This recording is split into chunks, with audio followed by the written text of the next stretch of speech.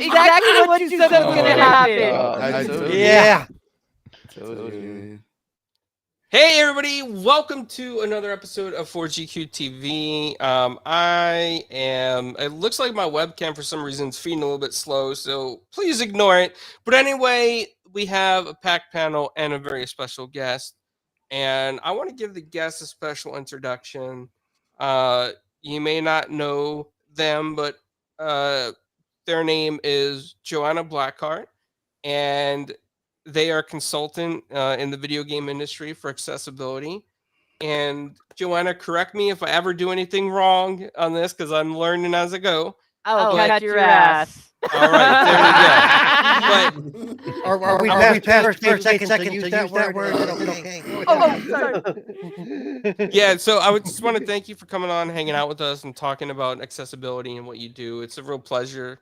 I'm Paul and I happy. are Thank you for having me all. absolutely. Paul and I are very big accessibility advocates, and the work that you do.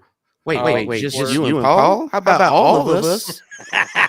What the heck? He just low-key threw us under the bus. Wait a minute. Well, you know, I don't count, right? Yeah, I don't count either. I can swear. they're going at me now, Joanna. They're going at me. But yes, thank you for being here. It's appreciated. I'm so happy to be here. I love it. Thank you. And I love the energy y'all are bringing. I was gonna say this morning, and then I was like, wait, it's like 4 in the afternoon.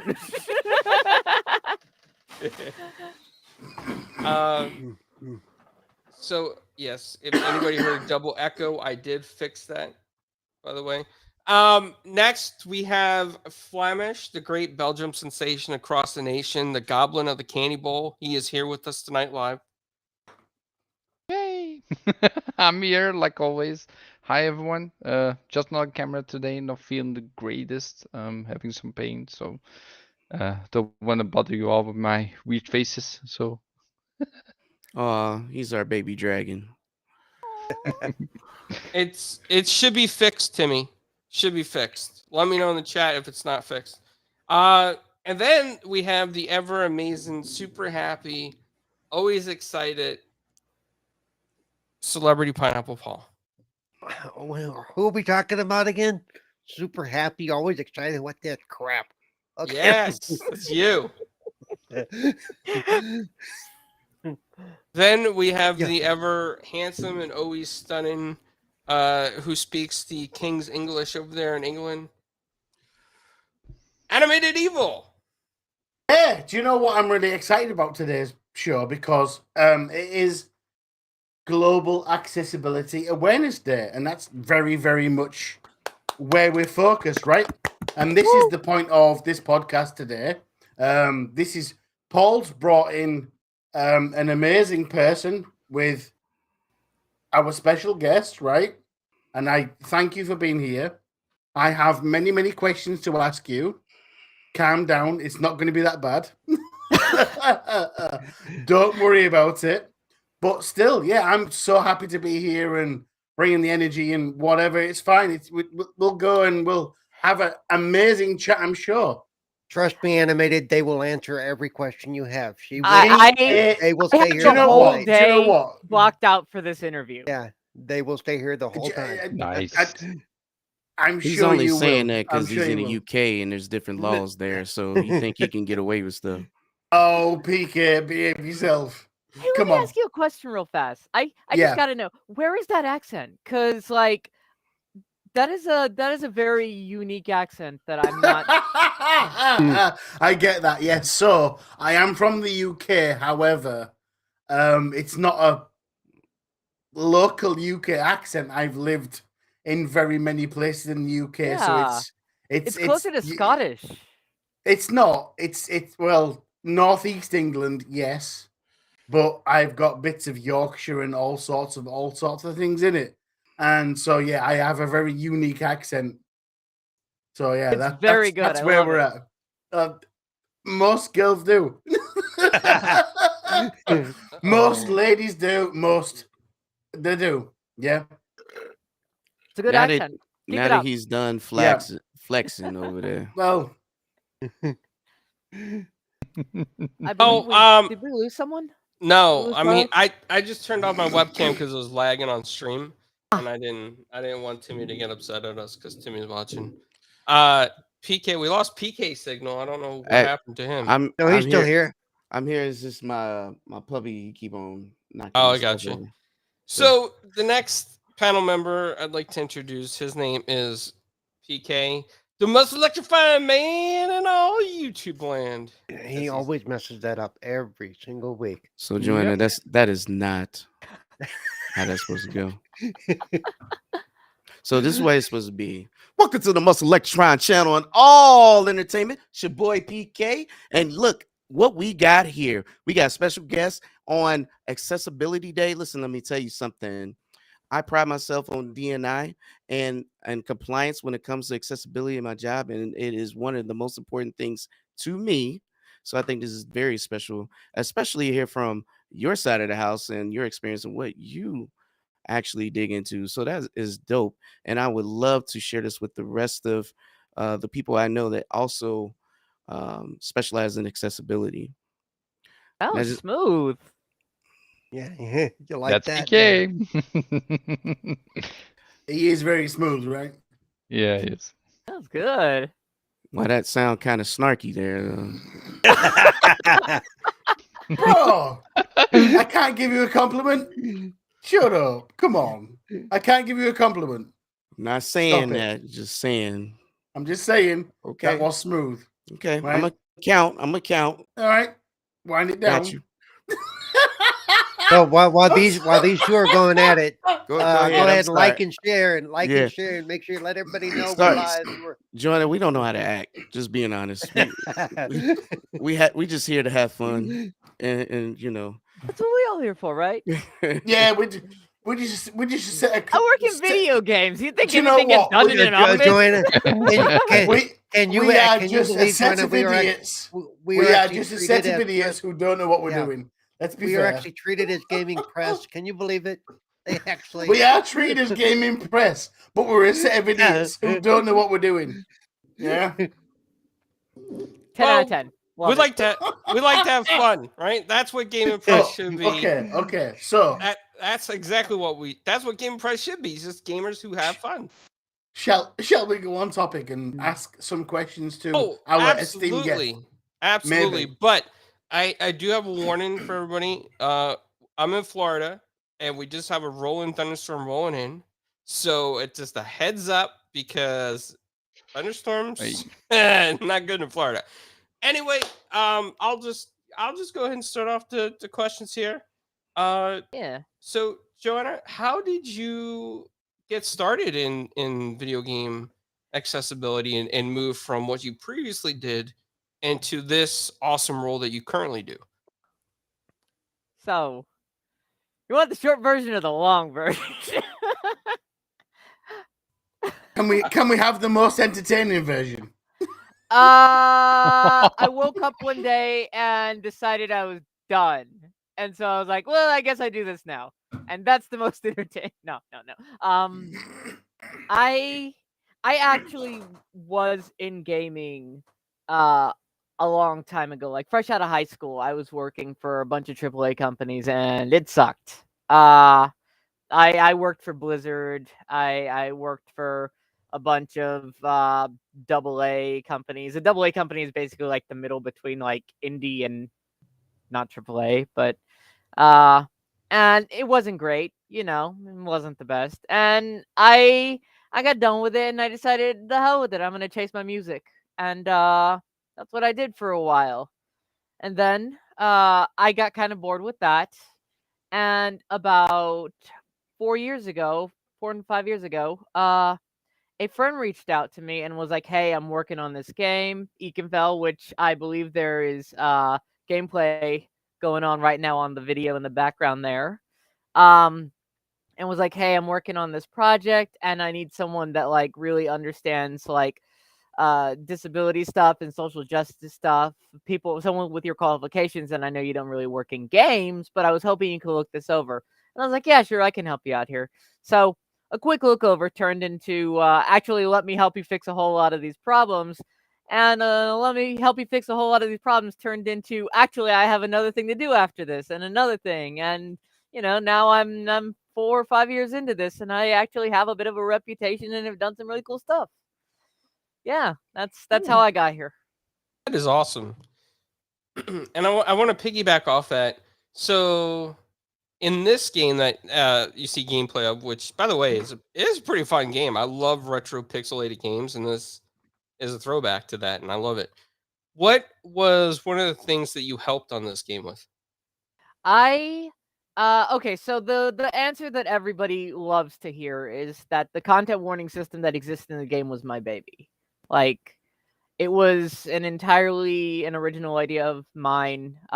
Basically, it's called the inline content warning system, where basically content warnings pop up before the scene that they're getting ready to before the scene that's getting ready to happen, and give you a little heads up about what the content is going to be in that. And it's stuff from like talks of depression and self-hate to like depictions of violence and that kind of thing. And it gives you the option in a majority of them to go ahead and skip it if you want or need to, which is cool. My favorite answer, though, was the fact that I actually got to help rewrite the game.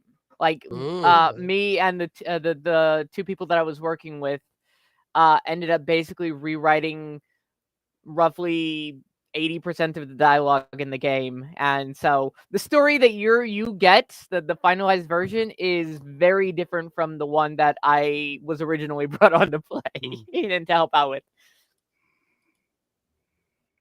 Oh, nice. But the writing is very fun. That is really cool. I'm amazed. That's awesome. The fact that you have a content warning system that you kind of like put into this or kind of help with is a huge deal for someone like me. Because ironically, for some reason, whatever reason, I don't know what it is and I don't understand it, but I can watch movies that are violent, like gangster movies, but when it comes to horror stuff, I get triggered and I don't know what it is. I have to turn them off. You're opposite, man. Well, PK calls me opposite man, but for some reason, and that's including even in like horror games, like if I was to play like a Resident Evil, for some reason, there's certain things that just trigger some type of thing I in me. can actually explain that a little bit if you're interested. Oh yeah, absolutely. A lot of it comes down to the fact that it's direct interaction versus indirect interaction. It's passive versus active interaction is what I mean. With movies and stuff, you're chilling on the couch, you're not the one who's making the choices, but in a video game, you are the one that's making the choices. And a lot of people are affected in those different ways, what you're talking about. Oh wow. Makes sense. That makes total sense. Also, fun fact about that content warning system, because it was such a successful thing, a bunch of other games like ended up looking at Ekenfell and ended up adding similar systems such as Chicory and a number of other games, like horror games and that sort of thing. And it was even added to the Xbox accessibility guidelines because of how influential it's been, which is just the wildest thing for me. Which is how I found Joanna to do the first interview I did on the Xbox Ambassador channel. Was that they announced that that had been added to the Xbox list of here's the stuff you want in your game. Well, oh, she might be interesting to talk. They might be interesting to talk to. I apologize. You're good. All night long. So that's how all this got started. So yeah. So now we know how you be getting in and them commercials and stuff now, huh? Those commercials and they haven't talked to me for like a year and a half about doing any more stuff. So I think I upset them or something. So It sounds like you just summon them. They don't talk to you. You talk to them. Call when you need them. This is what it is. No, Our resident I celebrity. watch Twitter and I see who posts what is what it is. Yeah. I do have a question. I do have a question though. For 42. for both Paul and Joanna, right? Do you think Global Accessibility Awareness Day is enough. A day, I don't think is enough. That's doing what? Why can't it be Global Accessibility Awareness Week? Why can't it be that? Because you got Do to you start think? somewhere. Do you think a day is enough? Because let's be honest, you've both worked in the accessibility sort of section, and there's so much to get there. Do you think the day is enough promotion? I think we've had this discussion, and it's a matter of trying to get the talk of accessibility into the mainstream is still an uphill fight. And I think Joanna will agree with me on that. You know, Yeah, like the whole concept of, this is whatever day. Like, there's a million different days that are little holidays or whatever you want to call them, like uh to support things and stuff, like Lesbian Visibility Day, or Trans Day of Visibility. Like, these are great, but like, just Global Accessibility Awareness Day, it's of course it's not enough. Like, it needs to be these more, things in my can't be a opinion. single discussion for one day. Like, It needs to be more. Exactly. It's something that you have to be thinking of actively, like on the regular, like daily, weekly. Like, it's got to be something that you really prioritize. I'm not I'm not a lesbian for one day of the year. Which is fine. but I mean, I don't know of anyone who is, but I mean, I guess good for them. I might be one day of the year, but that's not the point. Oh my God. Joke, of course. this show is going to go sideways real quick. Okay, No, we're okay. Yeah. No, but what my point was is the whole global accessibility thing shouldn't be just a day or a week, or it should be a program that goes 24/7. Because through gaming, I've met people like Paul and somebody else as well in the community who has another major disability, who I now call my best friend. I've met him through this, right? Yeah. not you, Flemish. Hey, it wasn't me. That was PK. PK, you know who I'm talking about, right? So another person, Not who I've me, met obviously. Not me. No, it doesn't matter. So I have met friends in the Xbox community or the gaming community, and they are disabled or mentally disabled or whatever. I think a major focus needs to be on not just one day, constantly. Yeah. That's my opinion. Absolutely. What's Like, your thoughts? You're 110% right. Like, people aren't disabled for one day of the year, and disabled people don't exist for only one day of the year. Like, there are people getting disabled constantly right now because of things like COVID, because of a lot of stuff that we could go into that would be really, really difficult to talk about in a limited amount of time. Like, the truth is, disability, it exists in a number of different ways. Obviously, like, there's temporary disability, there's permanent disability, but there's also like situational disability, which is what a lot of people call it. Like, whenever you can't use your hands because they're like, injured temporarily or something, or like you need a cane, and so like, just for a week or something while you're recovering from surgery. These are different situations of how disability works, and it's not something that's just a one-time thing. Like, everyone is always affected in some way at some point by disability, whether it be because you have surgery on your foot or something, or because someone in your life, your love, got COVID and ended up with long COVID. Like, these are all important things and need to be discussed. The thing is about Global Accessibility Awareness Day is trying to get that awareness. Yeah. because it's one day to be as loud as possible, but you should be loud every day. it's not. Well, it's not enough. It's not enough at all. I agree. It's not enough because I've never met a guy with cerebral palsy before I met Paul, right? Well, And that you know of, we- I will say that you know of, that you're aware of, because you have probably been exposed to somebody with cerebral palsy and not realizing it was cerebral palsy. that's Pretty fine. much, yeah. But I've known Yeah. you for 3 years, right? And we do go back and forth and call each other names. And you know what? Much love, brother. We do, right? We do. Oh yeah. And I can genuinely I see how have- much I- you love each other.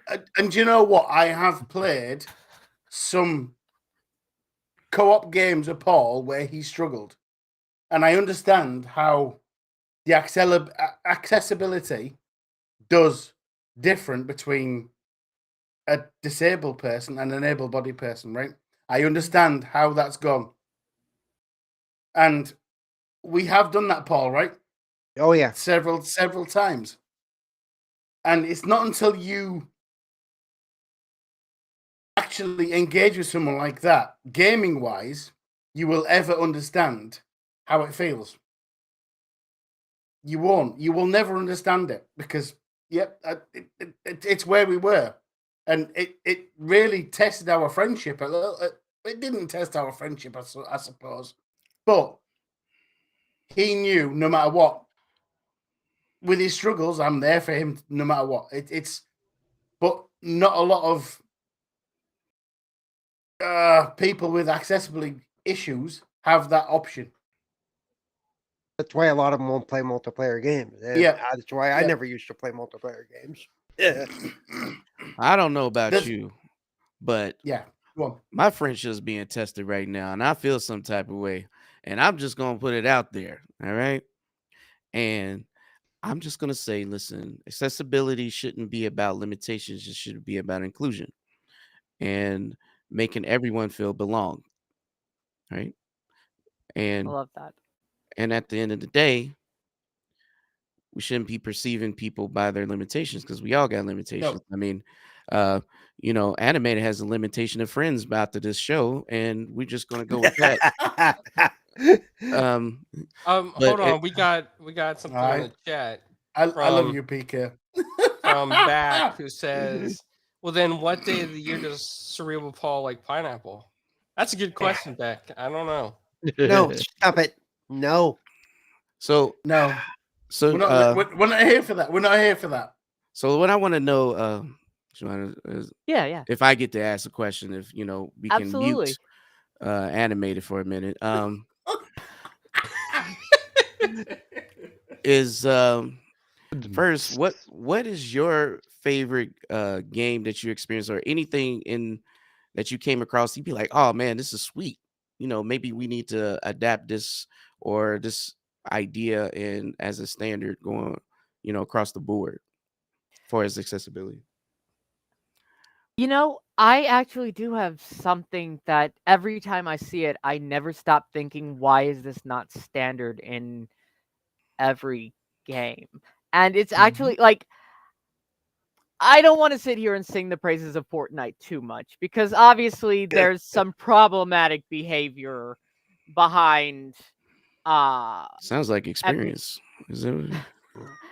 behind Epic and that sort of thing. But the accessibility team over there actually really does care in some very cool ways, and so does the art team. Like the art team and the accessibility team, man, they have got it. They are spot on.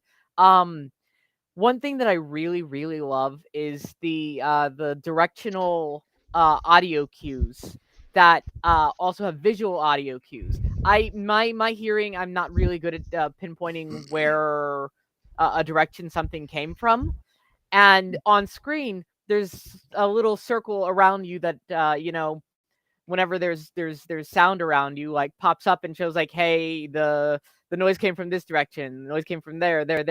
But also, like, not only does it do that, but there's also different icons for every different type of noise. So like you can tell if it's like gunfire ahead of you, you can tell if it's like explosions, you can tell if it's like someone opening stuff or building or whatever. Like it is a really, really cool and solid feature that I would love to see in every, first and third person shooter. And honestly, things that aren't first and third person shooters too. Like there's a lot of games that are very heavy on audio cues, and like they're great. Like audio cues are fantastic, and I'm not going to downplay them at all because they should not be downplayed. But also, you need to have some visual cues too for people that can't appreciate the audio cues for various reasons. They can't use them. I Feel need to that. speak to that. I have to speak to that because there's some games that really do great path markers, and then there are games that completely forget about path markers and just have audio cue. And I will tell you, with narcolepsy comes multitudes of limitations, especially with short-term memory, getting sleep attacks, sometimes playing games and just getting distracted, forgetting what I'm doing. And when I play games like the Dead Space remake, I could push in on the right thumbstick and it gives me a path marker. It tells me, hey, you're off the path. This is where you actually need to go to complete your mission objective, which I love that. And that was also in I believe is Outriders by Square Enix as well. It was a path Mhm. marker, which was really great. I go play Jedi Survivor and everybody's like, oh, this map's got great navigation. And I'm looking at this map and I see like 3 different levels of the map. And I'm like, okay, with my short-term memory issues and narcolepsy, I see 3 levels, but I have no clue where to go. And I see a line that says where I've been, but why doesn't it tell me where I need to go? So then I turn on the audio cues and the navigation point, and I don't see any of that on screen. I have to keep going back to the map to see the navigation point, which once again, I can't figure out if I'm on the first, second, third level, if I need to go left, right, straight. And I find myself walking in circles 40, 50, 60 minutes just trying to figure this out. And sometimes I don't think people truly understand that it becomes a frustrating task. I want to love the game. I think the graphics are fantastic. The story is great. But when the gameplay is overly difficult for someone like myself, and it's not meant to be that difficult, it's a really frustrating task. And the audio cue, I'm like, okay, so there's an audio cue, and I go forward, I hear a ding. I go backwards, I hear the same ding. And I go forward again to the same area, I hear the ding. So which way am I supposed to go? Backwards, forward, left, right? Because every way I go, I hear a ding as soon as I cross this line. Yeah, the audio cue was not very exact. Not No. at all. Speaking, could I speak to that a little bit? Yep. So first off, real fast, just since you mentioned Dead Space, one thing I want to mention about Dead Space is that they actually have an inline content warning system, which is cool. I ain't saying much more about it, but just a thing. Yep. Wink. But speaking what you're talking about, one of the ideas that I work so hard to impress on, especially like indie game developers and younger game developers that I work with, because this is something I come across on an almost daily basis, is that all these game devs are like, I want my story to tell people where to go. I want my this or that to like really give the cue. I don't want to like have to direct the player. And it's like, that's maybe fine for you, but that's not how it works for a lot of people. My wife has also like short-term memory problems because of disability that I don't want to go too much into on camera, just because it's not my lane to tell her story. But like the fact that so many devs are against like having pointers to really show you where you're supposed to be going, on-screen mini maps, on-screen reminders, like there's nothing wrong with having an option to just like hide that stuff if you don't want it. If you're not interested in those things, then cool. You have the option to turn them off. But like understand that there are people, a lot of people that need these things to be able to progress and proceed in your game. And if you don't have these things, then you are not only going to be like, keeping gatekeeping players from playing your game, but you're going to be losing your fan base. You're going to be like missing the audience that might be maybe your most vocal and like happy fan base. You don't want to be missing that audience. Like that is not good for players. So you're saying they have a little bit of tunnel vision, Yeah, and yeah. uh, and that's kind of why like even in my role we have like we call it compliance. Like it's a part of the package. Before we approve any project, it has to have these attributes. And then it is complex, and there's not a one size fit all. But you have to be mindful on what you're delivering and how it's impacting the end user. Being mindful. That's it right there. And like this is a tip that I give to developers all the time.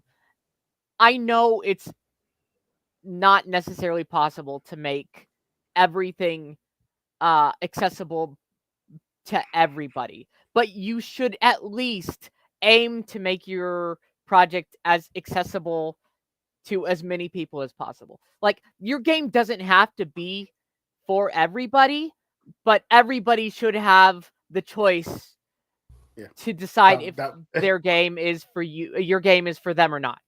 Yeah, Right, that was actually going to be my next question, right? How do Yeah. you define, because there's so many different variations of needs in games. That was going to be my next question, but you've already answered it. Well, right? There's so yeah. many different variations in needs in games.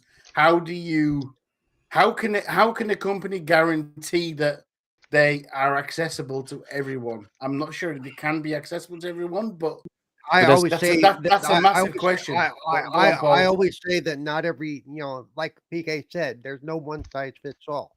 Not every you can give everybody a list of accessibility options that can be in a game, but not all those options It's- work for each game. It's dependent on the project. Right. Like Yeah. there are certain games that, in a multiplayer game like Mortal Kombat, I don't want God mode in that multiplayer function because that's going to break the game. In the sense that that's not about accessibility at that point, even though it is. It'll allow me to always win. But However, yeah. they like in Street Fighter, they have a simplified control system. Right, the simplified I control love that system is system great. so much. Yeah, Or in And I- DNF Duel, they have a simplified control system. So and I Um, hope they also do in that. Killer- Yep. In But, Killer Instinct, but they even not had to I cut like you off. actually, real quick, let me say I did look at the demo for Street Fighter 6, and it did talk about a simplified control system, and it does have one. I don't know how well it functions in practice. basically it does assist a lot. Right. Instead of having 6 buttons, you have 4, and it does a lot. Right. It's just DNF Duel has and again, like I said, different approaches and different projects. DNF Right. Duel has a simplified control scheme, but it's not an accessibility feature. It is built Right. to the game, and you can still perform all the crazy, insane combos and everything, but it's simplified. Do they have advanced controls? Yes. So if you do the advanced inputs, you get Right. sort of reward for it, but that doesn't take away from the game from the entire audience. So, So but you just said it's not about accessibility, and you can say that, but No, that just what I'm means saying- that just means that accessibility is built into the root of the game, whether Well, they intended it or not. we're It's saying there, the same thing, Paul. We're saying the same Uh-huh. thing. Why you want to correct me all the time? Jeez. We You can't guys just need to agree. settle it over a He- pineapple. Look, he can't just Mhm. we can't just agree. He just gotta argue anyway. You know what? I know you're right, but you're wrong anyway. Maybe it had to do with the way you worded it, I guess. But yeah, Yeah, we say the same thing. They made it a standard in the core architecture of the game, which is kind of what I'm getting at. Is every project can't be the same, and you touched on it, right? I Yeah. mean, if you're playing Pac-Man, I mean, the approach to what struggles, and this is kind of how we approach it, is what are the challenges our end user face when we are engaged in this kind of activity. Yep. Now, you're not going to be able to hit all bells and whistles, but that's kind of why you do your research. Yep. That's kind of why you do testing and surveys and try to get some sort of feedback, because if you're not facing it, how do you know what it's like? Because you don't. So You know, the only and way to because we've been animated, and I interviewed somebody, I believe it was anime on on Stubbs, and no, I don't think maybe it was one of the other shows I do. Anyway, we interviewed a developer, and he's an indie developer, and I asked about accessibility, and I asked him about something specific. He goes, you know what, we really didn't think about that, and so even he said we have to get in our mindset of. And I understand that smaller developers, they don't always have the resources to think about all this stuff, but that's why there's those lists out there and those checklists that you can have access to go, what about this one? What about this one? Or just reaching out to somebody like me or Joanna and saying, hey, what can we put in our game to make this work for more people? And then I go, well, what do you have there? And okay, here's what you can do to make it better, and here's what you can do to, to add to it. But there's all kinds of resources. There's almost really these days there's no excuse for not having more accessibility from the root of the game. Nobody's Yeah. saying there's an excuse, Paul. Jeez, No, give no, us- but no, but it's. He's got a point. He has got an excellent. I'm not. know I'm what not. point. I'm Yeah. just Yeah. jabbing at him. I know what he means. Come on now. I Yeah. know what he means. So I do have a question for Joanna though, right? Actually, because before you go, I just actually wanted to say something about that y'all were talking about here. yeah, Like, go. one of y'all said, like, talking to developers of like, why aren't these features before already added? And they said because I just hadn't thought about it. Like, one of the primary things that I see, especially in devs that are like earlier on their journey, is that like I ask time and again, like, why I've asked countless devs, hey, why don't y'all have this feature added to your game? And the answer is consistently almost always because we just didn't think of it. And it's Yeah. like another lesson I really want to impress on everybody out there is like, your game, if you're making a game, you can do whatever you want. You can go absolutely wild and just build the most like unique thing that has ever, that you've ever seen. And 99 times out of 100, that is exactly what needs to be made. Like, it's really good to as PK was saying, having standards and compliance, because those are really good things to have. But also, you have to go beyond that and just imagine, like, what is something that you've wanted to see in a game that your whole life that you've never seen? Make that. Other people want it too, believe it or not. Like, just Yeah, really let your imagination run wild when you're in that design phase. And obviously, like, there's a limit of you don't want to have like scope creep or anything, but like, if you've got like 10 features that you've wanted to see in a game for your whole life, then like find the list of like the most important ones that you really want on that list and find a way to implement them. And then like add some more later on. I have a massive, massive, massive list of features I'd like to add to games one day. And that the second I get added to any project, the first thing I do is open up my list and be like, what are we doing this time? and that's really how you have to think. You're a game designer, but you're an inventor. Like, someone had to write the first, bubble sort code. Write your first bubble sort code and then share it with the world. And most of the time, I found it's not the developers that are quote anti. This is going to break the game. You can't do this. It's going to ruin the vision. It's the fan base that does that stuff. Yeah, it's the gamers It's not the themselves. developers There's themselves. also plenty of devs Yeah. that talk about their vision. I Yeah. will say this, having Yeah. spent a Oh, yeah. lot of time Yeah. around devs. Yeah. Like, Yeah. Oh, there are some, but I- some of the more vocal ones aren't usually the devs. It's the fan base of the games that they put out that are. Paul, the you most- can't that blame was them. that There was was going to be this- about the question. That was going to be the question. To be fair, Paul, Right, you can't so- blame. so when No. when we look at accessibility, sorry, Flamish, give me a second. and then you can go after me. I apologize, dude. So my Okay. question was going to be, okay, Paul has this triad of people on Twitter saying get good, right? And that's not good with accessibility in true, it's not good with accessibility in the community, right? It's not good. It's not a good attitude to have.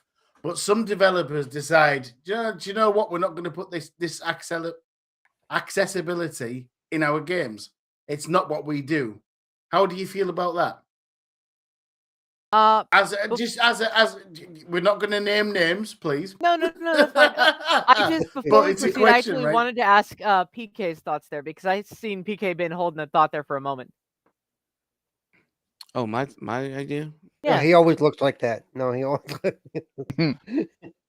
You know, I have accessibility needs too. I have ADHD, so I forget what I was listening and I forgot my own thought. So it'll come back to me and I'll go back to it. I appreciate you thinking about me, unlike some of my so-called friends, your colleagues. in the UK. No, like you know, I love you, brother. Shut the fuck up. We're more than 30 minutes in. I can swear. Know. It's fine. Know. Oh, is that how this works? Yeah. Now, on YouTube, that's how it works. We're more than 30 seconds in. You can swear after that. It's fine. Can I say a cuss word? Yeah, of course. Go for it. Okay. Do we have a number of F-bombs we can drop? No, you can just go nuts. It's fine. No, you should have seen her on the Xbox. She's like, I've been waiting to do this. The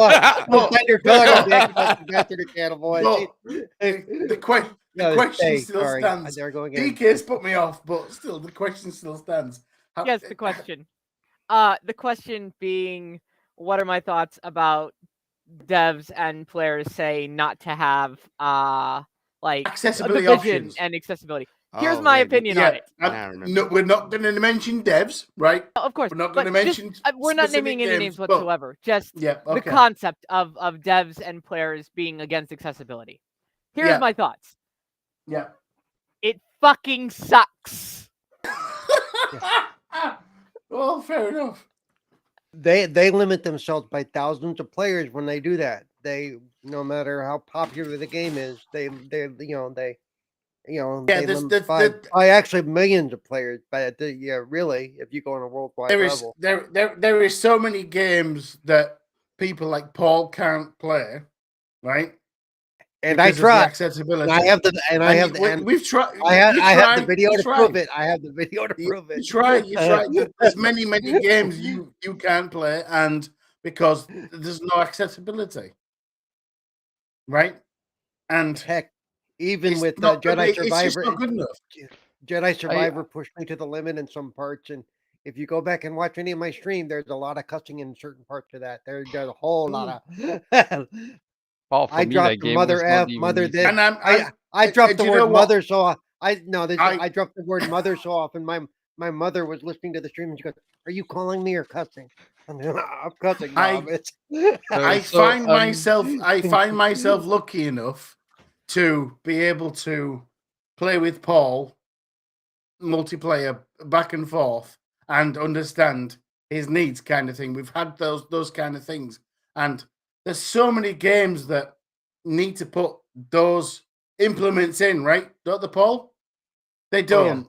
Oh, yeah. They don't do it, but they should. Yeah. There's so many games we've played together. It's just But like there's no reason not to. And honestly, like as I was saying earlier, you can literally just have features, like if you're really that determined to have your vision be exactly what you want, then just have accessibility features that have the option to be turned on and off. Honestly, you should anyways. But like don't just think that they shouldn't be added. Like same thing I tell the users who complain about them. Well, it'll make it easy. I'm like, you don't want to use them, you don't have to. It's an option. Yeah. Mind your business. You can option not to use it. Yeah. we have to listen a second because Flamish has been trying to speak for ages and I kept speaking over him. Flamish, I do apologize, no, dude. He's on camera with his pink thing No, again. dude. I apologize. I've been speaking over you for like the last fucking 3 minutes or so. Apologize, all It's you. fine. I'll Don't get I'll get don't You, accept you power know I across you know I one love way or you, another. bro. You know I love you, Joanna, bro. this is Flemish, and that's earthworm Jim's penis around his neck. He just keeps that wrapped there. Whoa! What? Whoa! No, we're not doing that. Come on, we're professional. my Like, eyeball hurt. Honest. My eyeball. at some point, I'm We're gonna put two professional. eyes here or something because No, don't yeah. do that. Anyhow, Don't Flemish, you've and had stop some rubbing things it. to say. Come on, So ignore PK. the Come on. first time Talk. I'm really thought about accessibility, right? There was this game called Celeste. When that came out, there was a huge deal about that game. Oh, she knows what I'm talking I about. love With Celeste. the I love yeah, Celeste. Keep going. yeah. So Celeste had this notion that you actually could keep jumping. Normally, you have a thing in the game where you just jump once, your hair turns back to normal color, and then you need to hit a wall, and then you can jump again, but you can turn that off. And there was so much commotion in the gaming space, people saying like you can turn that off and just keep jumping, and it was game breaking, cheating, all that kind of stuff, right? You don't even need to finish the game with that. If you finish the game with the cheat, they called it back then, on, you still get all the achievements and stuff. So that was the first time I really got the note of accessibility. And Paul also reminded me a lot about that, more and more over the years that we know each other. But yeah, before that, I actually never really thought about it myself because I'm also not used to it. Like I have nothing that I think about that could be done before that point, right? Especially now that Paul and Clown's having those like the issues that I'm hearing from friends and stuff. Um, you think more about that stuff, that it should be in every game. Then you play games like Last of Us Part 2, which is amazing in accessibility. You play Hogwarts Legacy, which is also amazing accessibility. I mean, even I turned on the accessibility in Hogwarts Legacy for the sounds, because when you do a thing called Revelio, you have a sound that you hear from where like a page is that you have to find, right? And it's so horrible to find that you, if you put on the accessibility, you have a wheel, you have your icon with the bell that says like here's this page. It's awesome, right? And it just makes the game more approachable for every kind of player that wants it. You can turn it on, you can turn it off. Achievements are not um like they do not count, right? Mhm. They still count. So I do hope like more games do that. And is there some shape or form, like are you like touting that towards the developers then more, or is So there other stuff as well? So one thing I want to say, just because you were talking about Celeste and gamers getting unhappy about the fact that it had accessibility features and calling it cheats and stuff. When Yeah. Ekenfell had just come out, one of the features that we had was something that was actually an internal development tool that we used, which my colleague Ivy then advocated to have accessible to the player base, in that you can just skip battles, but you still get the rewards, you still get the experience. Basically, it's like you played the whole fight. Just, you didn't have to play the whole fight. It's Mhm. it's a dungeon crawling RPG, and there's a lot of grinding. And you know, we originally had the tool specifically so that we could like skip around and like figure out like what we were testing things and stuff. But like we ended up giving it to the players, and the first thing that the gamers started screaming about was how because we called it an accessibility feature, it was cheating, and we were woke and all kinds of the other bullshit that you hear from people that aren't actually interested in people or games. Yeah. The same kind A of, lot of stuff that crybabies is what we call them. was that. Yeah. A lot of crybabies. Yeah, crybabies, exactly. The exact same people that were complaining about Celeste. And like I got very vocal on Twitter. I don't give a shit what y'all think. Like, the features that we added were not made for you. We don't give a fuck if you play our Facts. game.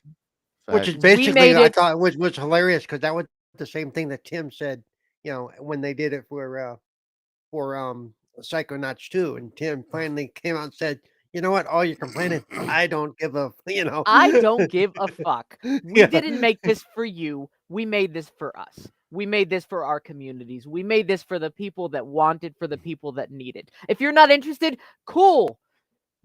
Fucking jog on." Yeah. But yeah, there was a question here that you asked me and I fully lost it. Well, were there is there stuff like that kind of stuff like I caught with Celeste and like the sounds and all in the radio menu and stuff? Is that stuff you work with developers or what exactly? Yeah. You're asking kind of what my day-to-day work looks like, I guess. Yes. My day-to-day work looks a lot like sitting with developers and looking at what they're building, whether on a specific day it's like writing, whether on a specific day it's like UI and UX, which are not the same, by the way, whether it's like gameplay, tools and stuff, like character movement and skills and abilities, that kind of thing. And I sit down with developers and basically examine and help them examine and think about what it looks like for other people that are not coming at this from the same way they are. A lot of times, also. Real quick, now that we have 160, 70 people. Oh in my the God! chat, Hello, people. If Hey. anybody in the chat has a question, please go ahead and put it in there, and we'll try and catch it, and we'll ask the question. So That's a lot of people. Hello, everyone. My name is Joanna Blackhart, and I'm here to ruin video games.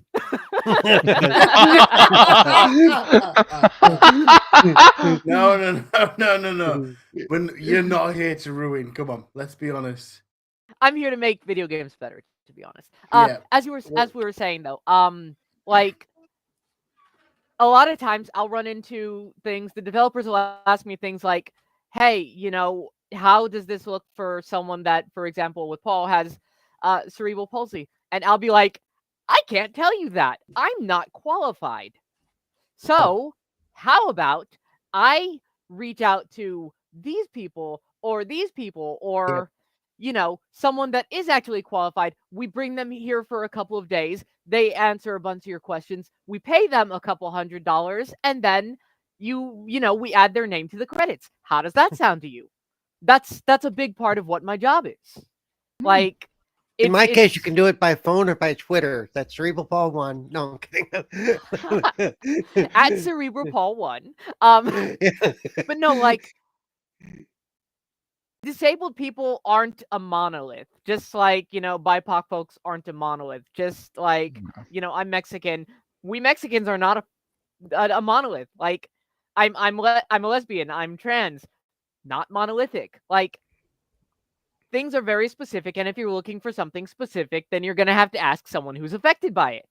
And I'm not about to jump out of my damn lane to say, "Oh yeah, let me go ahead and just tell you what the experience of these people are." That's not my job, and that's not what I'm here for. My job is to say, "Okay, how can we accommodate getting an answer to your question?" My job is to say, "How do we make this possible? And how do we find people that are interested and can help you solve this?" For some reason, I picture you like getting people like Cerebral Paul and who's got cerebral palsy and someone who's autistic and someone who has who's blind and all that kind of thing. That's your kind of job, right? You Yes and no. We'll come back to that bring in a them in second. and okay. I was gonna say PK had something there too. I was just saying that you look like, I'm picturing you taking a book and hitting somebody in the back of the head and telling them to get it to work. Hey, I just want to say your headset is fly. What is that? Let me see here. What is that? I want some. It's an Aki, AUKEY. Yo, after the show, wait, pass that what? to me. I want one of those. That is so fly. Hey, but on a real, I do have a question. So we know, um, Xbox has an accessibility controller, Mhm. and it looks like there's one coming for PlayStation as well. Um, how do you engage or anticipate how does that interact with games going forward? Like, you know what I mean? Like, how you get what I'm saying, right? I'm Yeah, trying to yeah, yeah. articulate it, but I think you I get what understand you're where I'm saying. coming from. Yeah. Let me also just fall back real fast. You were just asking like what it looks like, and yeah, a lot of it is just finding the right people that are qualified to test for something specific or help design something specific. Um, like I myself can I'm it's probably a little bit obvious, but I'm on the autism spectrum. I'm, non-binary. I'm queer in a bunch of different ways. I have OCD and PTSD, and I can test for those things. But even for Guitar. example, yeah, exactly. But even for example, being autistic, there's a lot of different ways that looks, and it's unique for every person with autism. Um, and OCD looks there's similarities, and that's the thing. That's where the what something is looks like comes from is the similarities, but it's not the same. It's never the same. No, It's agreed. similar, Completely but agreed. it's not Yeah. the same. Um, but I do. I do things. I do a lot of what she does, but she gets paid for it. If somebody asks me a Just- question, I try to point them in the right just- direction, or I just give them Just a. like every disability is bloody different, right? Mhm. Every disability is different, and this is the point of what you're doing, right? absolutely, that Because is the point of what I'm doing. you're pulling in people that have a huge different disabilities, and then you're looking at how they're going to be able to play games and stuff. A Yeah. recent example that I can use is that on a project that I worked on that is not to be named yet. There was a character that was Careful. born with limb differences, and Mhm. I was asked to help work on dialogue talking about that. And the first thing I said is, I'm not qualified for this. So I put out a call on Twitter and found people that were born with limb differences and brought Yeah. in a couple of them. And Why we is that talked so about it. hard for people? Why Yeah, is that it's hard? Yo, we were just talking about what you just saying. Well, part of it is, I know this from people telling me, they can look at me all day, but they're afraid to ask me questions. They're either That ain't looking for an that ain't opening that or ain't they're why, just. Paul. That ain't why. Well, Just saying. stop. You No, but are no, rough. You come at they're them like they're Sergeant Slaughter over no. here. Well, but see, in general, people Okay, before they stop it. know, no, before people know me, they think I'm a nice guy. So it's Grumpy. No, Oh, but no, it has to do he with has a point. He has a point. they're nervous about reaching out to somebody they don't know He and has a saying, point. "Hey, what happened to you?" Okay, well, and sometimes it is that blunt, it really is. Yeah. But yeah, it has to do with more their insecurity about reaching out because they're afraid that if they ask me, how come you can't walk, that I'm going to get offended and be all nasty about it. I'm not that way, but I can tell you, I do know some handicapped people that are. That if you try to ask them about their disability, they automatically put up the walls and get on, Yeah. But the thing is though, you've got to admit that there's plenty of able-bodied people that are scared to ask that question. Oh yeah, oh yeah. So and that's the thing. we Like, need to get the divide together. Doesn't Let us- matter, right? Let's let there's us We need there's to- there's we need nothing get- wrong with, like, people regularly No, say, how can absolutely. I? Oh, go ahead. No, go ahead. I was We gonna disagreeing. say, right? Paul's one of my best friends. He really is. Love him Oh, to you bits. need to set a higher bar, dude. No, I'm kidding. We're friends. Well, we're actually.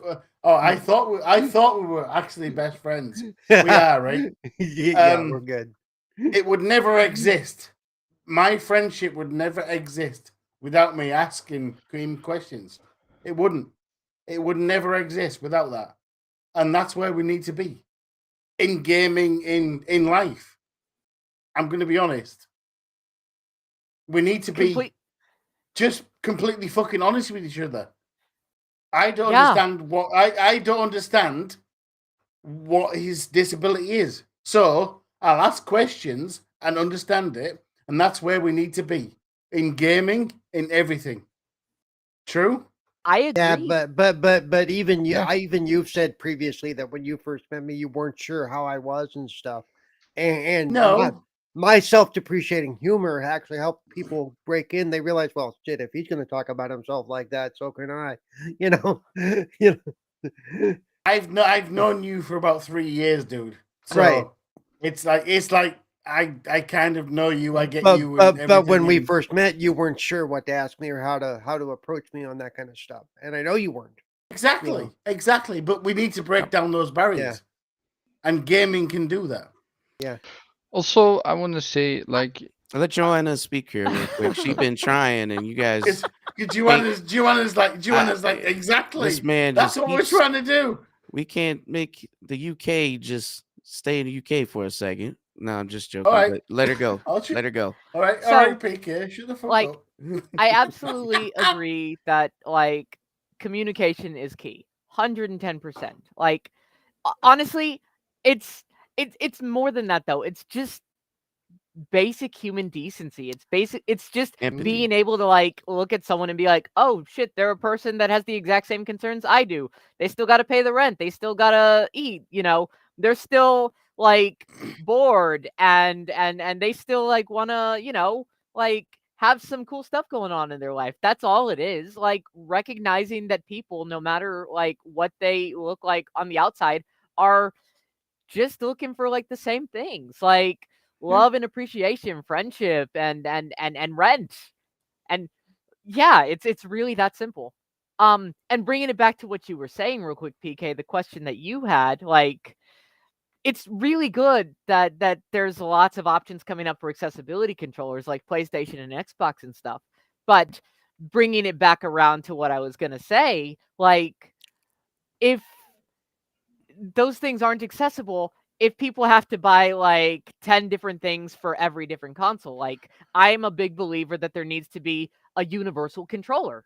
Like, and Yeah. it's something that I myself would really love to build. It Except sounds for like the you fact about to that go do that, ain't you? Ain't you about to go? oh, I have plans, my dude. I have a ton of plans, and the second like I have the ability and resources available to make stuff happen, some shit gonna drop. But that's the thing, Nice. like Yes. it's an issue of everyone has the same goals, and some of the goals are I want to build cool stuff, I want to play games, but also if you can't afford to be able to do this, you know, if you have like 3 consoles and you have to spend, you know, $200 on each controller, that ain't accessible at all. Like that's No. not okay. That's there should be a standard. And I'm just going to say it right here, and I might be getting myself in trouble in terms of my Don't. you know what? I'm think before happy to you get talk. myself in trouble for my career here. Think before you talk. No. I Think. am thinking about it. There needs to be a standard across the consoles. And I said it. I am not okay with having to buy one accessibility controller for every single thing because that's not accessibility. No, and well, That's and the my other, word. and the one that's going to get me in trouble, like the accessibility controller, they're overpriced. I mean, you know, a lot of us handicapped people, we can't afford to be paying, you know, $100 for the base controller, then $100 for the kit that may or may not do what we need to do, and $100 for this Exactly. add-on. You know, it's like, where's all this money coming from? You know, it's like, And that's the thing. Like you still want to play games too, just like everybody. That's what we're all here for, right? yep. Yep. Correct. So yeah, that's 2 questions combined into one. Nice. I wanted to also actually just check out something here in chat real fast. Graphic God asked, "What do you call people that learn to adapt to their disability?" I've been playing, finishing video games with one hand for 30 years, and like, that's great that you've done that. That sucks that you've had to do that. Like He's in asking. terms of Yes, he's not really having good at tools it. available to Yeah. make it, to put you on a level playing field with people that don't have that, that difference. Like that's Yep. disability is not, being born different or having like those different struggles. The disability is the tools that are available to put you on a level playing field. It's equity. It's a lack of equity. Mm-hmm. That's a good point. I like that approach to think Yeah, about it. because if you know Graphic God, like he can play the best games, like Mortal Kombat, which is a tough game to play, right? With all those Mhm. combinations and stuff, and he can do that flawlessly. That's incredible. With Yeah, one hand, yeah. he He does. I he can't beats like me regularly in Mortal Kombat. I am terrible at fighting games. I love them so much, and y'all, I can't do it. Like I'm I'm actually really hype about Street Fighter 6 because of the simplified stuff. Like Mhm. I haven't had a chance to play the demo yet, but like the second that game drops, I'm gonna find a way to get myself a copy of it. I very much want to play Street Fighter 6 because of the simplified stuff. And like I really like Smash because of the simplified controls to it, which a lot of people have said there's like similarities and stuff. But yeah, like anyways, DNF Duels is a similar fighting game. It might not be as popular, but it has the same control scheme like Smash. You wouldn't even be able to tell the difference. that's awesome. That's cool. Like and that's the thing, like it's just leveling the playing field a little bit. Like it's just yeah, obviously we all have different situations and like it what our gaming looks like isn't necessarily the same on the outside, but it's the same on the inside. We're all still just trying to, win the next match. We're all still trying to, get that battle royale. We're all still trying to like just play the best we can. That's all we all want. That's what everyone wants.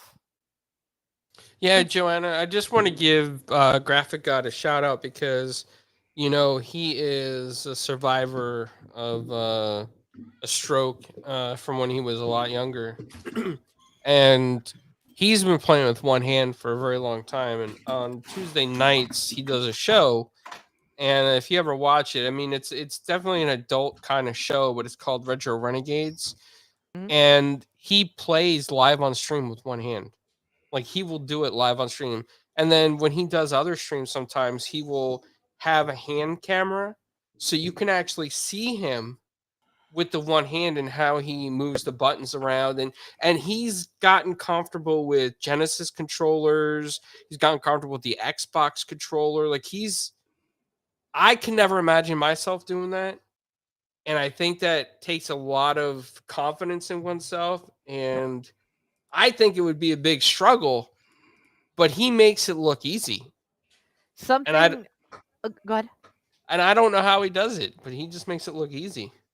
Something I've been slowly designing for years, and eventually I'm gonna finish it, is a one-handed ambidextrous controller because my fibromyalgia means that like on some days I can't use my left hand, on some days I can't use my right hand. My left foot has not worked for a week, and it sucks. And you know, day by day, it's basically just the world's worst Russian roulette of what doesn't work today.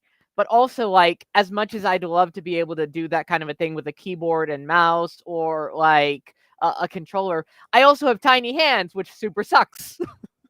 Like, I can barely fit a controller in two hands, let alone one.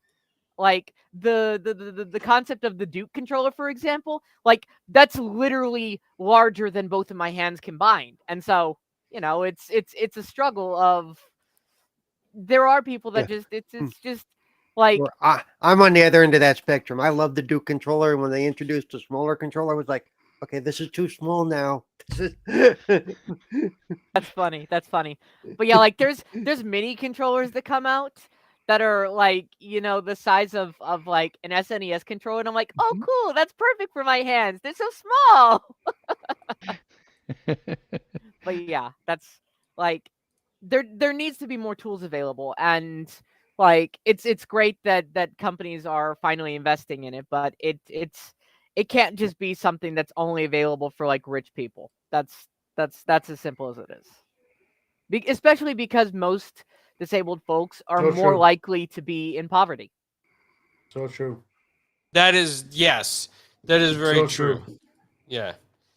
I Yeah. don't know it's- how real y'all usually get on this show, but like I'm really not one for pulling punches. That's what's up. Do you know what? That's That's why they keep me up on Twitter. You've been an absolute complete brilliant person, really, because you suit us exactly what we do. That's exactly what we do, right, guys?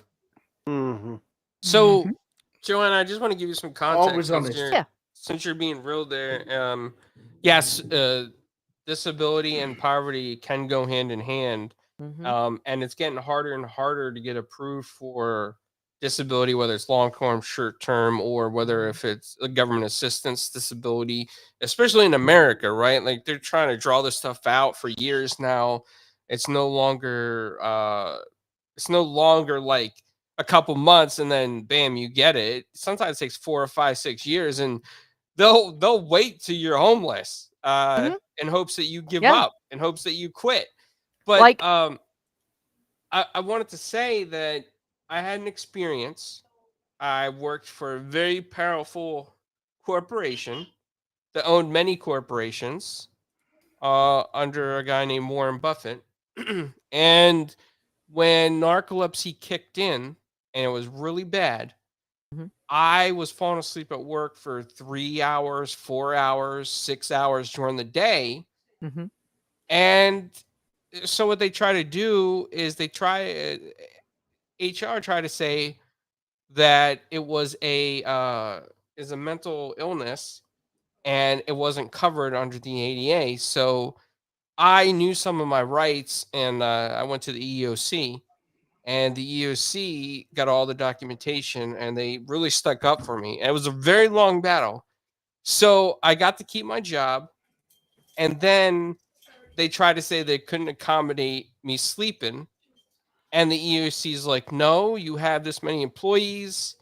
Uh, you can accommodate it. You don't have to pay him if he doesn't have time, but you can accommodate his sleep schedule. So then they were forced to do that. They didn't like it, but they did it.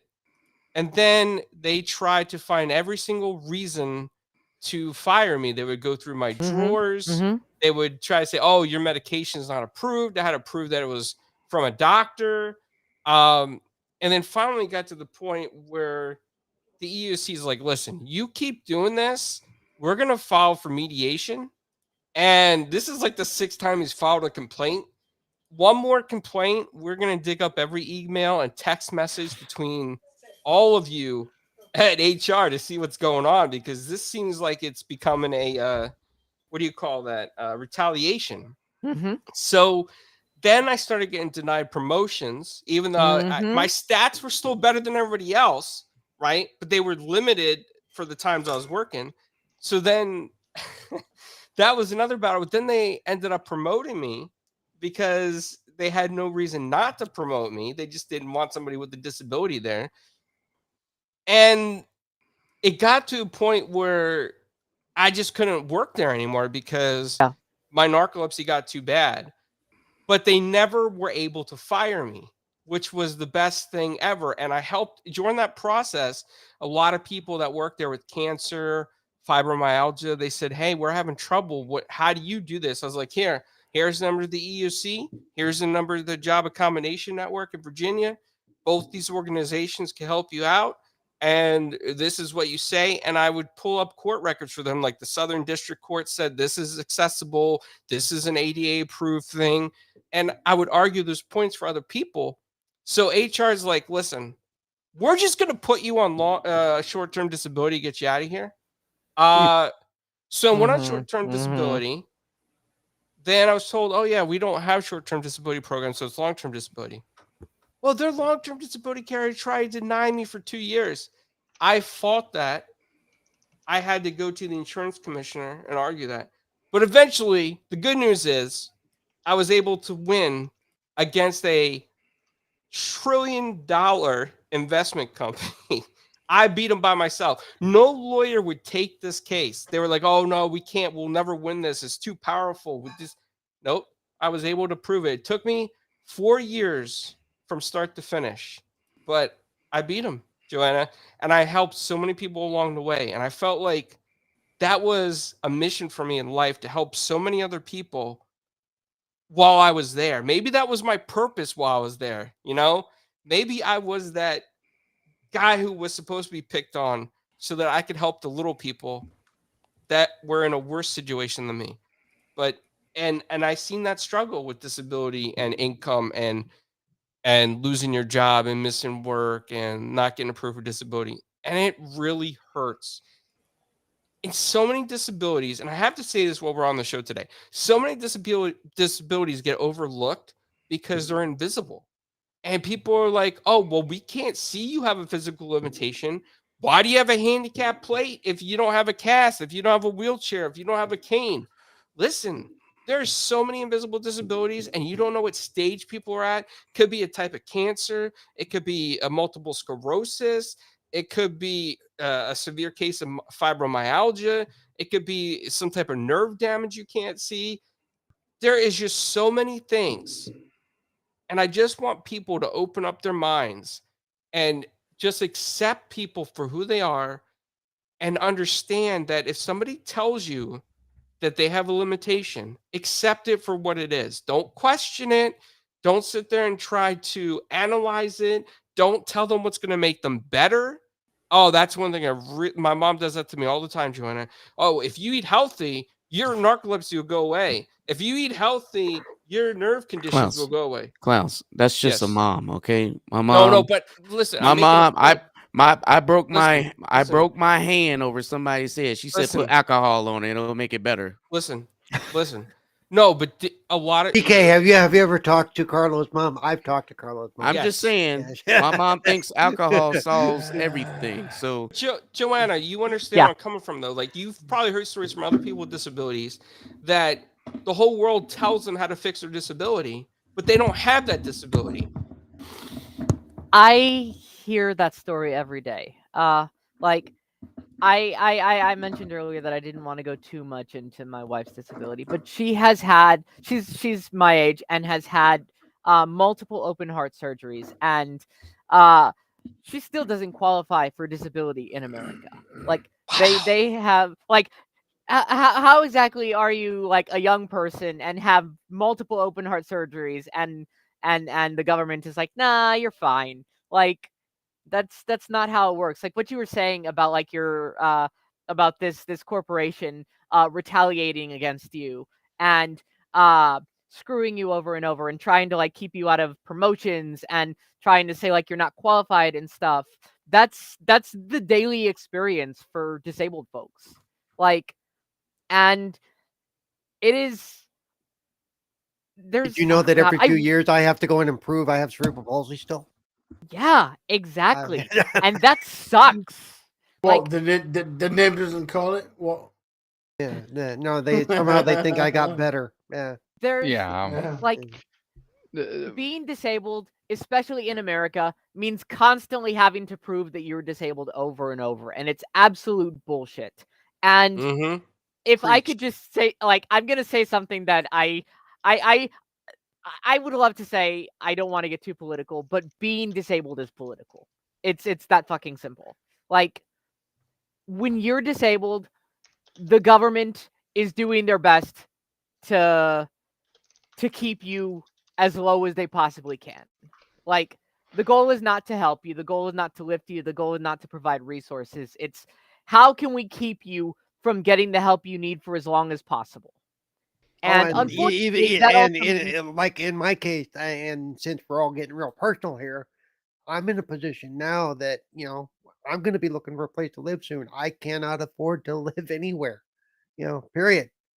You know, on the what I only get. reason Yeah. my wife and I can have this small apartment that we have, which is by the way much better than the slum we were living in for 3 years, is that we finally got on housing assistance, and that took a long time. Mm-hmm. That was spending hundreds of hours on phone calls, spending, countless like it's sending countless emails, like going and visiting dozens of offices during COVID and stuff. Like that shouldn't be how it is. People should No, just I have have not. That's access where to I'm what at. you That's where need I'm to at, live. and I have no idea really where to start, what to deal with, and I'm just me by myself. I have no Yeah. real, And that's I the don't. thing, like it shouldn't be this way. This system sucks. It is. And to go on to the point, I'm gonna say something a lot of people don't know. So, uh, when I was going through the process for uh the extended process, Mhm. a what's the term? I don't know if you call them social workers. I don't know if Social you workers, call yeah. them analysts. Is that one thing that they said to me was, "Oh, well, you think you're disabled? We got somebody with stage 4 cancer that we still haven't approved yet that's living on the street, and you think you're gonna get assistance? Ha!" And they laughed at me. Like they thought this was hilarious. And I said, how sick do you have to be as a person to brag that one of your cases is a stage 4 cancer patient and you're taking pride in the fact that they're homeless? Like, how sick of an individual do you have to be with no compassion to say something like that? Like, I just didn't understand it. Yeah, It and that's really, the thing. It's a full lack of compassion. It's a full lack of caring. And that's not okay. no, it isn't. We need to do better for everybody with disabilities in America. If the current system is not working right, we need to find a better way, and we need to put this. I'm not meaning to get political, but we need to vote for people that believe in a better system for people with disabilities, because disabilities are going to continue to become more established and more known. There's so many things in the environment now that's contributing to different disabilities, whether it's food contamination, water contamination, so many different things that are adding to more and more cases of disabilities today that is not highly talked about, but you'll find resources on known media outlets that do uncover cases. But it's going to Environmental be justice, man, that is a whole mhm. thing. and that Mhm. and that that creates, yes, environmental toxins create disabilities.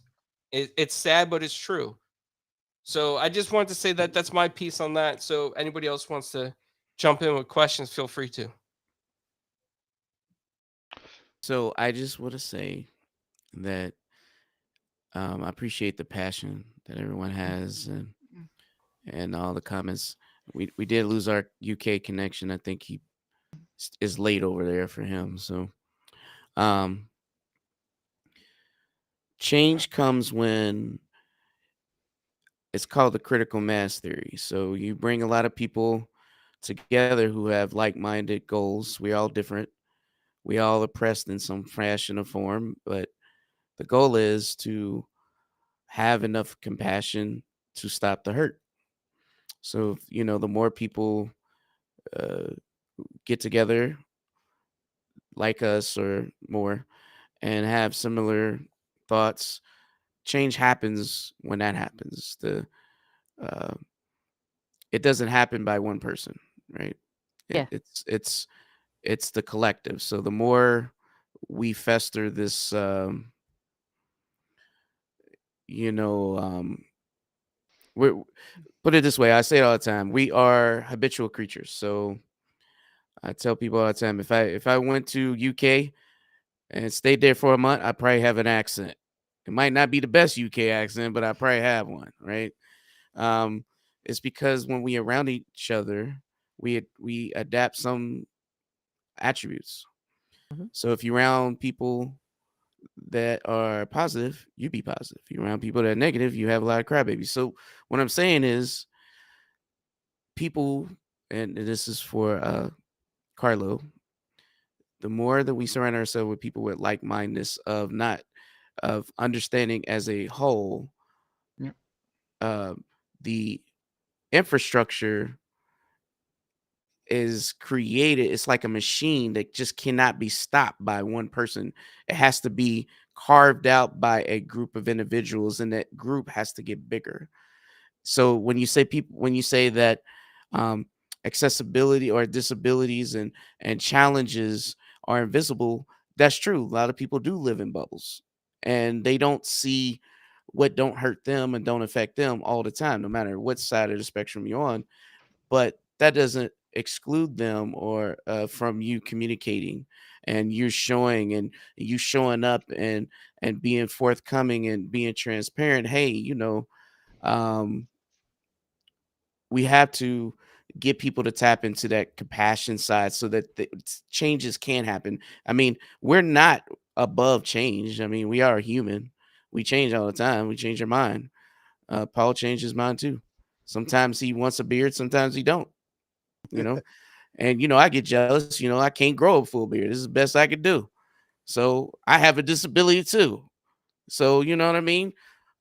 Can't grow a full beard. I gotta color it in with a marker just to make it look right. No, I'm just joking, but still, I can't grow a full beard, so I am a little jelly. But my point I'm making is that that's how you do it. It's critical um, mass theory is bringing everyone together and continue to grow that to it's an unstoppable bubble. Sorry, not trying to preach, but just saying. Anyways, we had a good Yes. time here, and I don't want to go out with a super serious bang. We are gamers. We like to have fun. So I'm not gonna ask you like super serious question, but I just want to know: did you see the Super Mario movie? I haven't yet. Like, I was waiting until it came out, and I know it at home, and I know it came out at home like this week, but this week has been just Yo, a crunchy you one for you me. treat yourself and your wife. You go sit down, and it's. I'm not saying it's the best narrative movie ever, but it's just a good time. Okay, but That's what let me ask you, is it as good as the 1990s Mario that's movie? good. Wait a minute. Way better, way better. Oh my Wait a god. minute. I unironically fully love the 1990s Mario's movie. You and Carlo Preach, because I do too. Hey, hey, you- yes, she's one of us. One wait, of wait. us. One. wait. So you guys are truly minorities, but it's okay. No, I'm just joking. Listen, Adore that movie. um, I would just say It is a solid 10 out of 10 banger. Okay, that Oh and Yeah. Street no, Fighter, no. I Yes. am here. Uh-uh. For I both don't of know. those. I don't know if I should question your math here about how to rate this, but so what I'm saying is it's just a good time. It is. That's why we come to gaming is to kind of escape and kind of do our own thing. Yeah. And you will have a good time. And for it to break so many records, I love this idea because gaming is why we're doing what we're doing now. Mhm. And it gives us the ability to touch people and communicate and have relationships beyond our environment. And with that being said, we are in a situation where now what I would say our parents call a hobby, or I don't know what they used to say. Paul can tell us because he was here before. What I'm saying is that is the type of stuff we need to see and have engagement. So I'm asking and encouraging you not just to see that. I'm not trying to manipulate you. I know you have a good time. Jack Black has got a song stuck in my head right now. Right? Peaches. Yes. Peaches, Yeah. peaches, Yeah. peaches, peaches. Yeah. But we want more. So Yeah. we got to support. We got to show up. We got to and spread the word so people don't think it's just a one off or a fad. No, this is us. This is a representation of our passion, and we gonna come full circle. So look at Paul. He's looking all. That's Paul surfing the internet, fucking no. Something I'm really hype about is that I heard just last month that there's actually progress on Detective Pikachu 2, which It's about time, right? No, yo. they said it was canceled. They just canceled it, but last month they got a director out of nowhere, and so it's Yo. back. Yeah. It's back. Yo. That's what started it. I hope That's Ryan that's Reynolds what is back in started it it. again. The quality video game adaptation started with Detective Pikachu. That was a great movie, and We got a I super really chat. shout out to Dragonheart Yobi. Thank you so much, man, for that $20 super chat. He's peace, love, life. Welcome to 4GQ TV, Joanna Blackhart. Panel, keep up the great work. PK and Clowns, I love you, brothers. Thank you, Like, Yobi. We Oh, love just you too, PK man. and clowns. I see how it's Yeah. going. Like, hey, What hey, are hey, the, what are hey, the important? hey, Mm. hey, Paul, don't be getting jealous. All right. You be on there getting celebrities. All right. You on commercials. You relax over there just because we get one fan. One. You can't let us have one. Graphic God says Sonic 2 as well is a good movie. Yeah, I I can't agree. wait for Sonic- Sonic 3. Sonic Yeah, Oh, 1, Sonic yes. 2. 3. Oh my god, dude. But I Oh, mean, oh. that is. Go Mm. ahead. Go ahead, Joanna. I don't know if y'all know, but Idris Elba is getting a Knuckles TV series. Yep. Yeah. Like, that oh is my god! yo, that's dope. But you see what I'm saying? This is what we got to do. We got to show up, and we keep getting wins. I can't imagine what this is like. Like it's feel like heaven having all this, and I'm looking forward to it. I'm all about it. I'm here to show up. I By was 100. the just, way, oh god. I got to say this. My mother sent me a picture last week from Alita Battle Angel 2, and she's like, I That got was a an good movie announcement too. here. Yeah, yeah. I'm still waiting on the second one. It has to come out at some point. Come on, where is it? Where is it? Well, the anime didn't finish, so I don't know. Mm. Go ahead, Johnny. What was you I saying? I was a Sonic kid growing up. Like, I right Team there, Blue all right the way. there. Team Like, Blue all the way. Team Blue, and it seems more and more these days like Team Blue is like, it's lost some folks, and I get that. Like, this Sonic's had some hard years, You know, but like, we said that, and not to cut you off, but think about it. Sonic hasn't had too many great video games over the years, Yep. but he is still one of the most popular characters that come out and just everybody show up for this movie, right?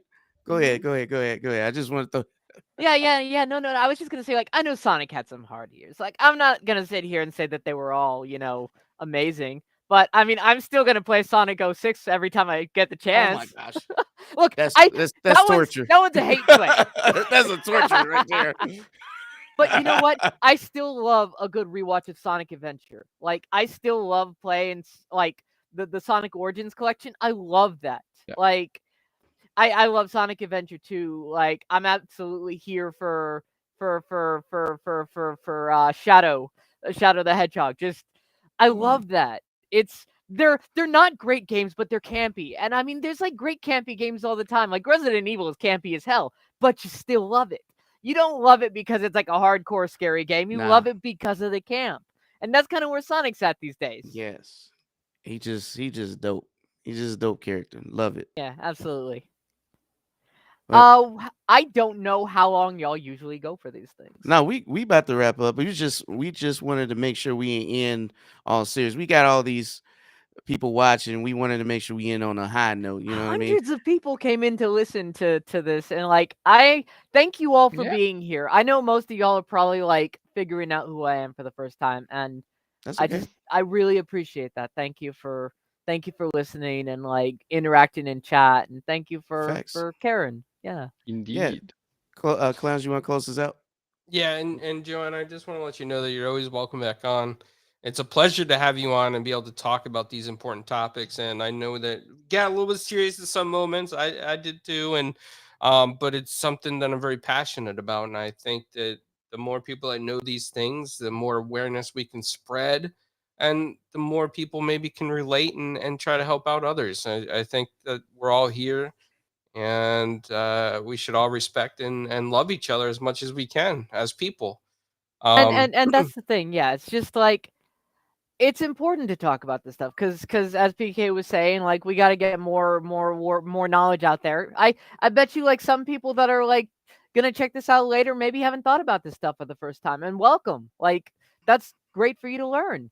Facts. Like, it's just about caring about people and also having fun. That's what we are all Yes. here for. Absolutely. That's the most important thing with gaming. So Fun. as I Who close has this out, fun? Well, what is this fun you guys talk about? I don't know what Yeah, Paul only has fun when he's eating pineapples. Okay. Pineapple on pizza. Pineapple on Yeah. pizza.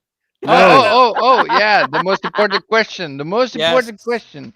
I know her answer to this question. I've already Uh-huh. asked her, and I still let her come on the show anyway. So, or him, yeah, So whatever. yeah, Joanna, we do ask this question to a lot of Yeah. people, all of our guests. Pineapple and pizza, yes or no? Absolutely. 110%. I want pineapple on every pizza. I want pineapple on everything. Oh, Like, I want a pineapple milkshake. I want oh, like ooh, pineapple Oh, on toast. Pineapple on toast is no, solid, by the way. no, that Like, I want no. pineapple on every single thing. Like, if it Ah, ain't got pineapple, I ain't interested. nice. ugh. Mm. How Dragonheart much Yorby says mustard on pizza, and clowns? I'm gonna let you live, my dude. Oh, We should uh, have a tally at some point that we can just have a score. Yes, maybe we should. So mm, Joanna, Yeah. where can people find you? Oh yeah, thank you. I am at Joanna Blackhart on Twitter. I am now on Blue Sky at joannablackheart.com. Uh-oh. Love that. Uh-oh. If any of y'all are on Blue Sky yet. If you're not, We don't it's got no cool. invite. I need an invite. I put the I'm word out. slowly getting invites. Hit me up and I'll gladly pass I them need along one. as I get them. I need one too. I need one too. I'm the cool kid today. You're right. Almost. Me But too. let's see here. I'm on LinkedIn. I'm at joannablackheart.com. Which also is my, my Blue Sky. Yeah. I basically, if I'm there, just search for Joanna Blackhart, and if I exist on it, that's where you're gonna find me. Nice. And oh, actually, one more thing. I do provide sliding scale services for indie devs. So, like, if you're like a dev that's like really small and you all got like limited income and stuff, but you also want like high quality world class accessibility services, reach out to me and I will make it happen. Like, I. For corporations, I'm absolutely gonna charge you $1,000 an hour. But if you are a small like indie team, like, and you only got like $1,000 to work with as your whole budget, reach out to me and I will even provide free services if necessary, because everything needs to have accessibility. And that's what I'm here for. I do provide sliding scale services all the time and I'm happy to do it. Ah, Awesome. And Flemish, thank you for posting the link in the chat. We'll Thank update the you. description with your links as well, Joanna. mhm. Thank you. Absolutely. But yeah, that's where you can find me and stuff. And yeah. I'm always around and I am perpetually online because it's where a majority of my work is. So if you want or need some assistance on your projects or need some help or just want to shout out, I'm here. Say hi. That's what's up. And thank you all for having me so much. Paul, thank you for the invite. All of y'all, like PK and everyone, thank you all for having me. It's been an absolute honor and Yeah, a privilege and a pleasure to chat with y'all. we had a good time. And thank you to the audience for being here. That's Yes. And the original Super Mario Brothers movie fan club, when you start that. I am fully down to sit down and watch that whole movie, like right now. Let's yes. go. Yes. Oh, let me join. Let me join. So Flemish, aka the Pink Pellman, the Goblin of the Yes. Candy Bowl, the Chocolate Treasure of Belgium. Where can people find you? Well, first of all, this is my candy bowl at the moment, still full of candy. For everyone to see. No, you can find me over on Twitch, at the name Flemish Boy. You can find me on Twitter under the name Klaus. You know how to say it. Gregory Guy Routes. I still love it. Joanna, he always tries to say it, but he cannot really pronounce it that well. It's like a little meme between us. So it's so fun. But besides that, also I have my own show called The Flemish Experience over at YouTube. No, over on Twitch as well on Sunday evenings. Yeah, we switched. Yeah. And then besides that, Retro Renegades Tuesday evenings. So you can find me on there, and just on 4GQ TV. See you next week. And then we have the ever super positive, like the Energizer Bunny, who never stops going, always changing his beard and eating pineapples. He's celebrity pizza pineapple Paul Paparazzi. Where can people find you? You can find me at Twitter, CerebralPaul1, Twitch, it's CerebralPaul. You can find me now on, instead of Mondays, I'm moving the show, Gaming Differently with CerebralPaul, to Tuesdays at, let's see, what did I say? 12 p.m. Pacific, 3 p.m. Eastern. This Tuesday, I'll be looking at the new Star Trek game, Star Trek Resurgence. So join me for that. That is their launch day, so you'll get your first look with me. Lucky you. So make sure you check that out. Then on Tuesday, Monday nights, they also have the wrestling podcast I do right here on this channel with Spooky and the gang.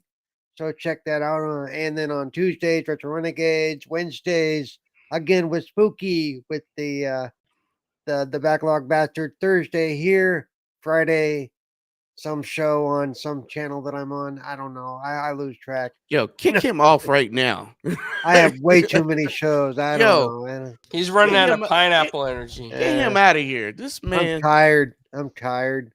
Hey, you know what? I got some pineapple juice. I'm gonna go crack into that. No. Ooh. So but I always say the best place to follow me is follow Okay. me on Twitter, Trying to Paul1. I always list where I'm on, when I go live, wherever that may be. So The best place that's for the me best is way to- Twitter too for now, but I am Yeah. using it less since I'm in Blue Sky. I know it's not public yet, but I am actually still active on Twitter just fine. I just Well, don't tweet as much as I if I used would to. get my Blue Sky invite, I would start making a move over there. But gotta Like get that once invite y'all going, get in, like it is so nice. It's like Hey. the polar opposite of Twitter. Oh, nice. Yes. I'm Ooh. there. I want to be there.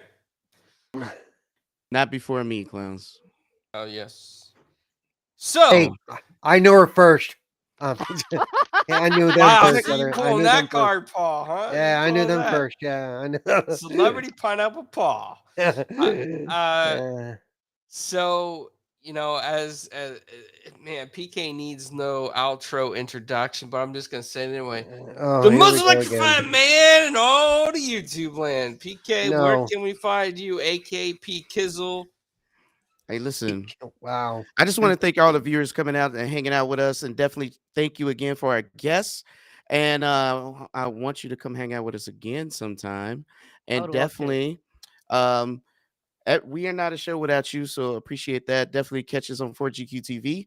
We have a lot more guests and other things coming up down the pipe. You can always find me at PKX Live on Twitter, and definitely on the Dragon's Den with the Big Dragon in his little cave on Saturday.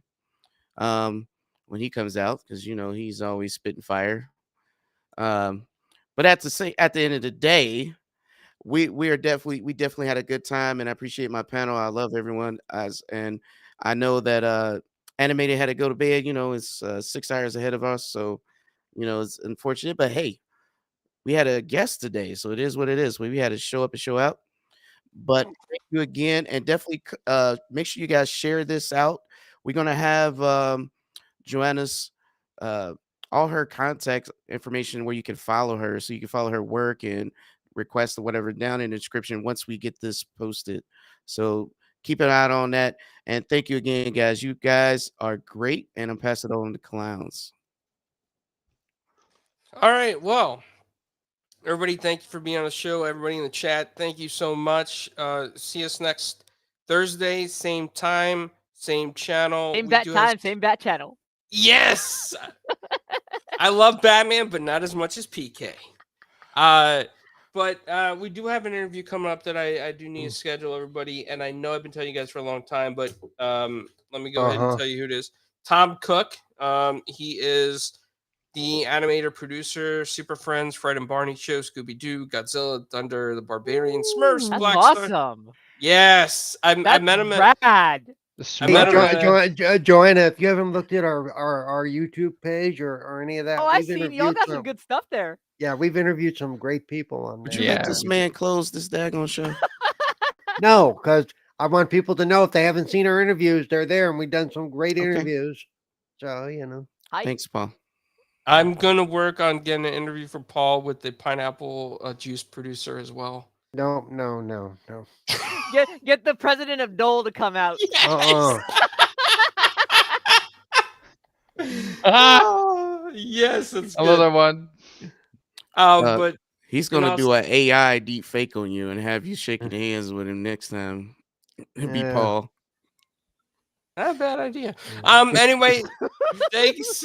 Thank you so much, everybody, for coming out. It's been a fun show, and hope to see you guys next week. Thank you again for having me. And thank you, audience.